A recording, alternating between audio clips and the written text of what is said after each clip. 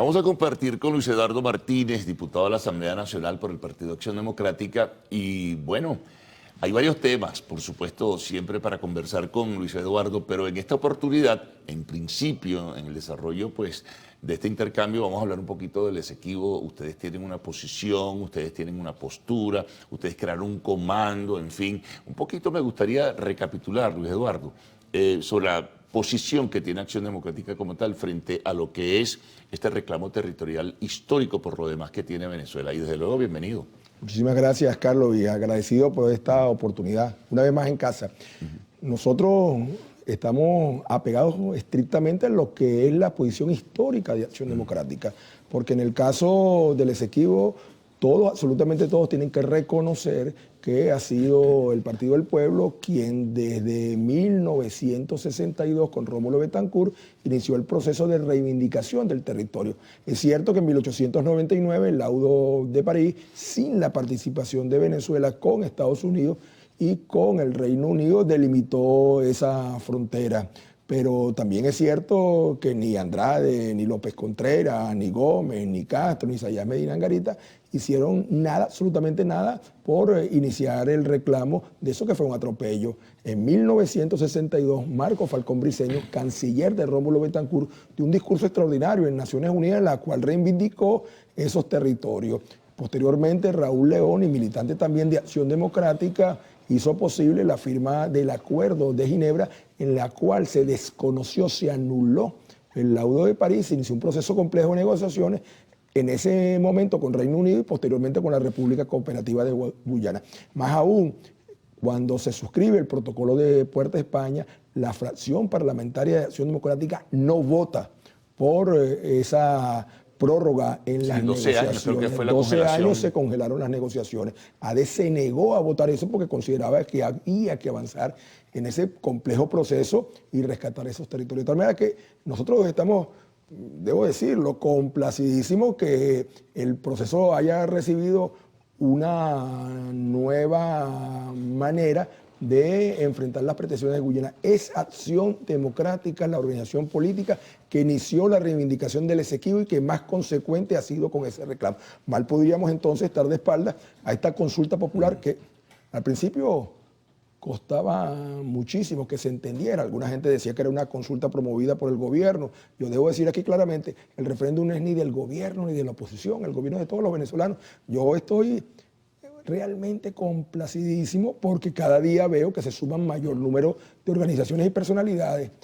Bueno, la lista de los partidos políticos, organizaciones civiles, universidades, academias que se han incorporado en el registro electoral permanente para participar en el referéndum consultivo por el sí, pasa de los miles y miles y miles. Es asombroso. Sin embargo, fíjate, hay posiciones desde el punto de vista político, incluso alguna interpretación de carácter jurídico, que algunos señalan, por ejemplo, que no tendría sentido el referéndum consultivo, que vas a reiterar sobre algo que tú asumes como tuyo en posición de reclamo sobre una porción importante de un territorio, y así por el estilo, que no había necesidad de reiterar criterios sobre algo que está allí vigente, apoyándose entonces con lo que tú acabas de mencionar, el Acuerdo de Ginebra. Otros han tenido una posición, esto me refiero a los políticos de otra parte de la oposición, diferente, distinta, a los vinculados a la plataforma unitaria. ¿Cómo ves tú ese conjunto de planteamientos que surgen y que, bueno, de alguna manera también se debaten, aun cuando hay una abrumadora mayoría que apunta hacia lo que es el reclamo territorial? Déjame partir de la última parte de tu planteamiento. Hoy la gran mayoría de los venezolanos, no solamente porque se ven las manifestaciones en los distintos medios, sino también porque ya se ha testeado, están de acuerdo en participar en el referéndum consultivo.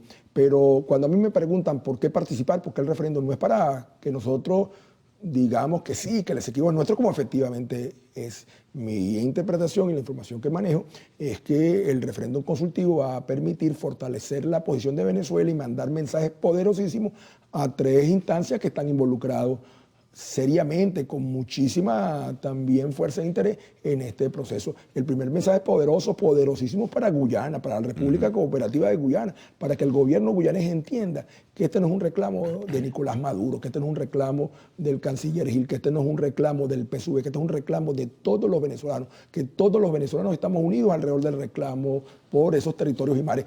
El segundo mensaje poderosísimo para la Corte Internacional de Justicia, que también entiendan que no es la Procuraduría General de Venezuela la que está al frente de las reclamaciones, que es el país todo, que todos los venezolanos reclamamos esos territorios y mares. Y el tercer mensaje poderosísimo, quizás el más importante en este momento, es para las corporaciones extranjeras que están participando en la licitación de 14 bloques petroleros en mares no delimitados. Si yo soy accionista de BP, ExxonMobil o la compañía china que está participando, tengo que ver con mucho cuidado participar en una licitación que me va a obligar a invertir miles de millones de dólares en unos mares no delimitados, es decir, unos mares en disputa. Para decirlo sencillo, Carlos, si tú fueras a comprar una casa hoy y entonces está invadida, está ocupada y hay 3 dueños que se la están disputando, ¿la comprarías? Tú sales a buscar otra casa. Entonces, 3 mensajes para Guyana, un solo país unido alrededor del Esequibo y sus mares, pues no solamente es el territorio.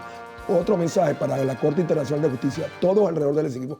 Y finalmente para los accionistas, las corporaciones que están participando, esas licitaciones de esas licencias son absolutamente nulas, viciadas de nulidad porque están sobre mares que están en disputa. Esos 50.000 millones de barriles de petróleo casi entre probados y estimados que están en esos 14 bloques no pueden ser, no tienen absolutamente ninguna seguridad jurídica para ser explotados. Bueno, al retorno vamos a hablar un poco, Luis Eduardo, a pesar del mensaje que puedes enviar con el resultado del referéndum consultivo, esto no parece ser vinculante, ¿no? En principio, hay que darle también algún tipo de pulitura jurídica para definirlo mucho mejor. Vamos a una pausa y regresaremos enseguida con Luis Eduardo Martínez.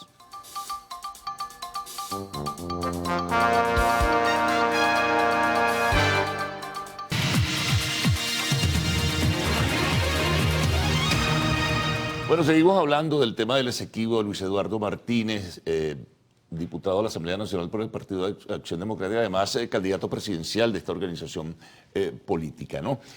El tema que no es vinculante, lo que te dejaba planteado, no necesariamente es vinculante los efectos que surjan del referéndum consultivo. Sí, es cierto, pero también es obligante para cada venezolano donde quiera que se encuentre y en la posición que desempeñe hoy y mañana, el reclamar como propio esos mares, esos territorios que son, reitero, históricamente nuestros, que no hay ninguna duda acerca de la legitimidad de nuestro reclamo.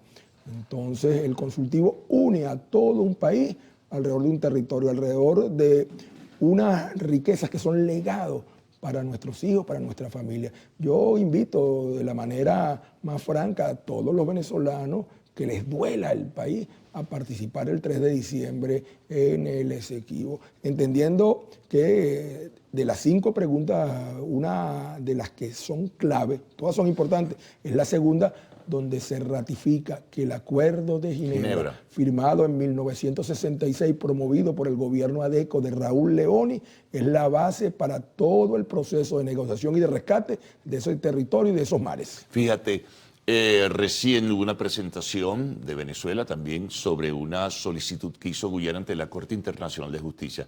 Dejó claro el gobierno venezolano que, bueno, que al margen de todo lo que pueda discutirse y de algún pronunciamiento sobre el referéndum en la Corte Internacional, esta consulta era irreversible. ¿Cómo crees tú que pudo haber caído eso a nivel de la Corte Internacional de Justicia?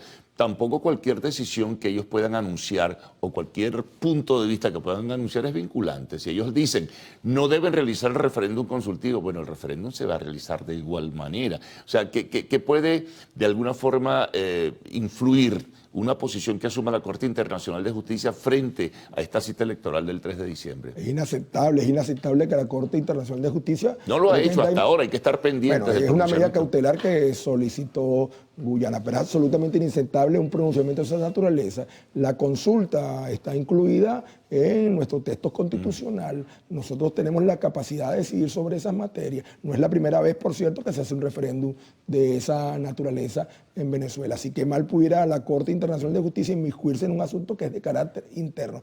Los venezolanos tenemos el derecho de opinar y en esta materia tan importante, muchos más. Yo, perdona que insista, creo que cualquiera que piense en el mañana de Venezuela, que le duela el país, tiene que concurrir al referéndum y ratificar lo que para nosotros está sabido, pero que es necesario que Guyana, que la Corte Internacional de Justicia, que los países extranjeros y que los accionistas, reitero, de las compañías petroleras que están participando en esas licitaciones, que son absolutamente írritas, entiendan que hay un país unido, que el año que viene, cuando se produzca un cambio de gobierno en Venezuela, que se va a producir, porque el año que viene, tras las elecciones presidenciales, es inevitable que se produzca en Venezuela un cambio de poder, el presidente que venga a ejercer la jefatura de Estado del gobierno va a tener un mandato de todo el pueblo. Hay que rescatar el Esequibo. Con el Acuerdo de Ginebra señalo como base para cualquier negociación pacífica y diplomática. Bueno, adelantándonos un poco, digamos, en el ejercicio de la hipótesis, hacia el futuro, no sabemos cuándo surgirá una decisión, si la Corte Internacional de Justicia, Luis Eduardo, determina que el territorio de la Guayana Esequiba es del gobierno de Guyana o del Estado guyanés, ¿qué se puede hacer? Evidentemente que no es vinculante tampoco, pero sí puede dejar un mensaje hacia esos inversionistas, porque si los inversionistas tienen la certeza que una decisión de la Corte Internacional, que es un organismo adscrito a la Organización de Naciones Unidas, dice que el territorio es de Guyana, ¿qué puede pasar allí? Es una situación embarazosa para Venezuela, si eso ocurriera, por supuesto. Bueno, déjame decirlo a mi manera. Si yo fuera el presidente de Venezuela, en ese momento lo primero que haría, y lo voy a decir de manera sencilla, es enseñarle los dientes. Y después tendríamos que actuar, porque es inaceptable que un territorio que nos fue arrebatado de la manera más arbitraria, hoy otra instancia consolide ese arrebato. Estamos hablando de 159.500 kilómetros cuadrados que son parte intrínseca del territorio venezolano. Entonces, en este momento se están agotando las instancias de negociación y yo creo en esa vía, pero agotadas estas, llegará el momento que todo el país tendrá que definir cómo vamos a actuar con la mayor fuerza para que ese territorio pase a ser parte integral de Venezuela. Algunos dicen que hay un uso político, que el propósito del gobierno es utilizar este referéndum consultivo como un propósito político porque en el pasado se había un tanto desvinculado del tema. Por ahí anda circulando un video de ese tiempo donde algunos señalaban, ese es un viejo reclamo ADECO. Ese es un viejo reclamo de la Cuarta República. Pues claro que es un viejo reclamo de ADECO. Pues claro que es un reclamo de esos tiempos donde los venezolanos teníamos la capacidad de entendernos y de consensuar. Que quieran aprovecharlo, bueno, depende precisamente de todos nosotros el que hagamos llegar claro el mensaje de que esto no tiene color político, de que esto no tiene color partidista y que es de interés de todos los venezolanos. Yo te dije fuera del programa, y no voy a mencionar el nombre de propaganda, un conocido influencer que vive en Estados Unidos, que ese todo dice que no, que no, que no, que no.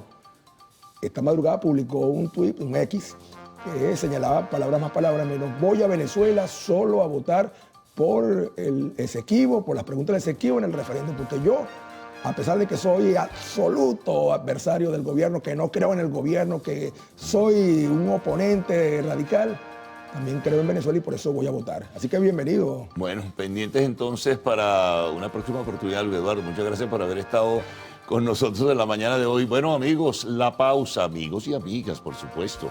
Nos vamos a una pausa, repito, y al retorno el segmento de lo actual, arte y espectáculos.